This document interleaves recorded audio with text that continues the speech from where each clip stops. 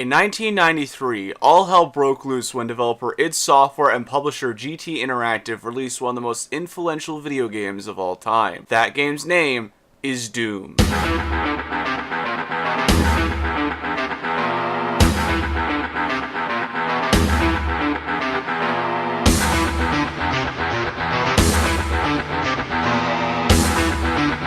Doom is a first-person shooter where you take on the role of a lone space marine who must fight the forces of hell single-handedly. I'll be taking a look at the Xbox 360 port that was packaged with Doom 3 BFG Edition. Now technically this version of Doom would be considered Ultimate Doom as it consists of the base 3 episodes along with Thy Flesh Consumed, the 4th episode released in the retail version of the game in 1995 to lead up to the events of Doom 2, Hell on Earth. Now I just want to get this out of the way right now as I've seen a lot of other YouTube game critics do this. I didn't use any cheats or walkthroughs for the game.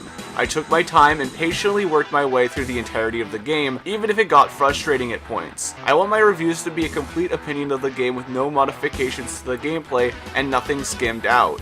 With that said, I didn't 100% the game, so sorry about not finding every secret or collectible, but I want my opinion on the game to be an absolutely honest one. The story of Doom is that you are Doom Guy, the sole survivor of a hellish breakout of zombies and demons that wiped out your squad and all the other occupants of the Phobos Mars moonbase. You must fight your way through a slowly decaying, corrupting hellscape that was once a military research facility before actually shooting your way through hell itself. The few times we actually get story outside of visual changes through the levels are end of episode text screens that tell you very little of what is actually going on and are more just edgy sounding recaps of what you just did through the level. Aside from an overly goofy ending to the 4th episode that sets up why Doom Guy is even more pissed off in Doom 2, the story is pretty close and shut, with the ending literally having Doom Guy make the forces of hell fear him. That's pretty much the entire story as it's presented in game, as it really is that simple. Granted, there are quite a few novelizations of the game, but they kind of stray far away from the source material, just becoming pulpy science fiction horror action novels, which is basically what Doom is, so I'm just gonna stop right there. Guns are the name of the game in Doom, and while the guns in Doom are very memorable, there is in all actuality quite the small arsenal in the game. The guns are all classics, from the way the starting pistol bobs to the reload of the shotgun to the, in all honesty, overhyped BFG 9000. Doom doesn't lack iconic weapons. They all do a relatively effective job killing things, and most of them felt very satisfying to use. Although I feel the BFG comes into the game way too late and has very little payoff. I'll always be surprised that people think the chainsaw was in Doom 2 first, when it actually made its first appearance in the original Doom. Shooting things has a good feeling to it, and I'm amazed that there is still a weight to everything that happens in game, even if the enemies are flatter than cardboard. Every hit from both sides felt good to have happen, and the sounds of pain from either Doom Guy or demons sounded pretty darn crunchy and meaty. The enemies of Doom are well designed and for the time are actually pretty creepy looking. Sure, they may not hold a candle to some of modern gaming's more horrendous enemy designs, but Doom still does have that creepy factor to it. From the once human zombified marines to the gurgling fire shooting imps, all the way to some of the game's more bigger and badder foes, they are all well designed even if the bestiary is somewhat limited for the time. Bosses were a mixed bag in the fact that while their initial reveal was cool, they started getting reused in later levels as just average enemies, and the true final boss was used twice for both ending episodes. All the boss battles consisted of was you strafing around the level with no real strategy. Not a huge concern as they weren't really the focus of the game, I just feel like the arena surrounding them could have been more interestingly designed. When killing any of the game's enemies, they'll collapse into a pile of gore, and if you know me, you know I love my gore in gaming. Doom's gore is great, from the enemy death animations to the tortured souls found on your way to hell. The game does not skip out on any pixelated graphic detail. The sound of the game is pretty darn fantastic, or at least E1M1 is. The song, not the level, even though the level is a classic.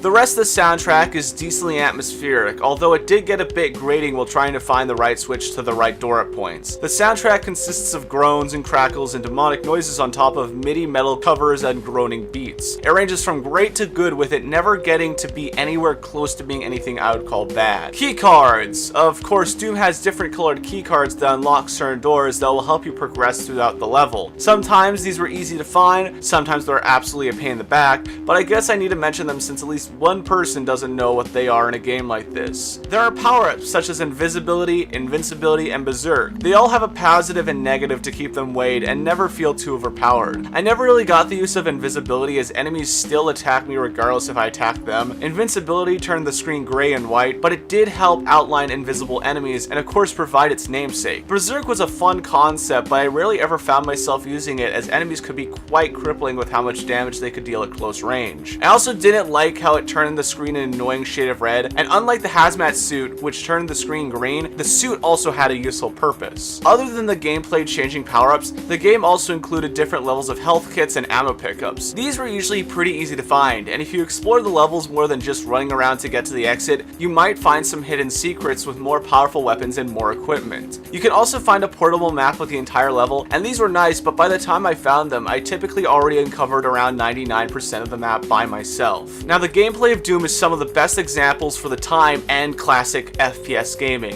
It's incredibly simple but very well handled. Everything feels good, and controlling Doom Guy is actually really fluid. My only complaint with the controls is that sometimes when trying to press a button, you would have to be right in front of it or the press wouldn't register. Same thing went for picking up a few items here and there. You had to be directly on top of them to get them into your inventory. This didn't happen very often though, and is only a minor complaint. Doom Guy's speed was decent, although having to hold the sprint button to be able to turn your view faster was a bit straining on my fingers, but this was more of a personal complaint as I played the game in long sittings when the levels are meant for being played a few at a time in a burst. Unless you get yourself lost in one of them, they usually last no longer than 3 to 5 minutes in length in the shorter missions and 5 to 7 in the later ones. Overall, the 3 main episodes altogether lasted me around 3.5 hours, with Thy Flesh Consumed taking me an hour and a half. I'll get to why that is in a little bit. The designs of the levels visually were pretty darn great. I love how it went from basic military and science research spaces to literal palaces of hell. The range of how they looked was quite the treat, and I liked seeing how grotesque and demonic everything started to look by the end of the game. If I have to give Thy Flesh Consumed one major pat on the back, it would be for some of the visuals in the levels. E1, M1, and the following levels in the first episode titled Knee Deep in the Dead are among some of the best in the entire game. Doom was advertised on what was known as shareware. This is where the developers or company decide to give away, usually, the entire first part of the game for free to entice people into buying the rest. With Doom, they gave away dessert first, then tried to give away the actual meal that, while still good, doesn't even compare. The rest of the base game is decent, but they start to have questionable quality around the halfway mark of the second episode titled The Shores of Hell, and completely dip into meh quality by the time the third and final base chapter Inferno rolls around. The quality of the levels never reach anything I would consider bad until Thy Flesh Consumed, where the game just throws endgame enemy after endgame enemy at you, sparing very little health or ammo for the player. If you for some reason decide to play Thy Flesh Consumed, I will tell you right now that there is a part later in the episode that involves a giant pool of lava, a poorly placed secret, and a cyber demon. This is the part where I officially decided that this episode was not worth saying anything positive about other than the visual design. Also, while I know most Doom fans like the goof ending reason to why Doom Guy is even more pissed at Satan in the second game, I wasn't too fond of it and just tend to ignore it in the episode altogether. Overall, Doom holds up decently for the first 2/3 of the game, but begins to freefall and finally crash headfirst into some very bad design choices for what is supposed to be the true ending of the game. I would highly recommend you play at the very least the first 2 episodes of the game while possibly checking out Inferno, the 3rd episode, and completely ignoring Thy Flesh Consumed. I know some diehard Doom fans might be upset by this, but if I'm not having fun with the game on the normal difficulty settings and finding the game unfairly challenging for absolutely no reward, then I don't view it as worth playing. Thank you all so much for watching. If you have any recommendations for what I should review, please leave a comment down below. And if you'd like to support the show, please either consider sharing the video with a friend,